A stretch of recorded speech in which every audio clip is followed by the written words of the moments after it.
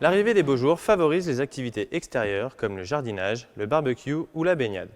Mais ces loisirs augmentent les risques d'accidents de la vie courante. Et pour cause, près d'un accident domestique sur 4 a lieu chaque année dans le jardin. Pour que vos journées en plein air ne tournent pas au drame, nous allons vous proposer dans cet épisode des gestes et des réflexes simples que vous devez adopter. Chaque année en France, les chutes accidentelles de grande hauteur, plus communément appelées défenestrations, font 250 victimes, en particulier chez les enfants de moins de 10 ans. En cette période estivale, les fenêtres sont ouvertes en permanence, augmentant le risque de défenestration des jeunes enfants. Pour limiter ce risque, il faut installer des systèmes de sécurité spécifiques pour des fenêtres type entrebâilleur. Le second danger est lié à l'utilisation de barbecues. Par an, on dénombre plus de 200 brûlures graves et 40% des victimes sont des enfants de moins de 10 ans. Chez les enfants justement, les risques de brûlures au visage sont importants du fait de leur petite taille. Pour les adultes, les accidents surviennent lors de l'utilisation de produits hautement inflammables comme l'alcool à brûler ou le white spirit. Il faut donc tout simplement, pour supprimer ces risques, surveiller et interdire les enfants de s'approcher ou de jouer à proximité d'un barbecue. Il faut également utiliser des allumes-feu solides pour allumer votre feu. L'utilisation d'outils de jardinage est le troisième risque que nous avons retenu.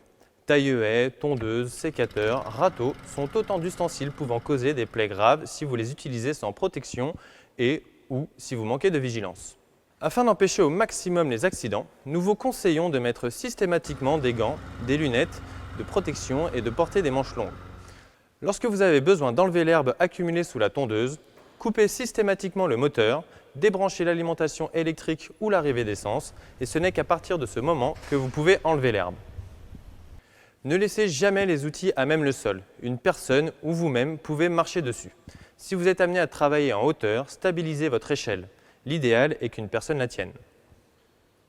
Nous terminerons cet épisode par les risques de noyade, notamment chez les enfants.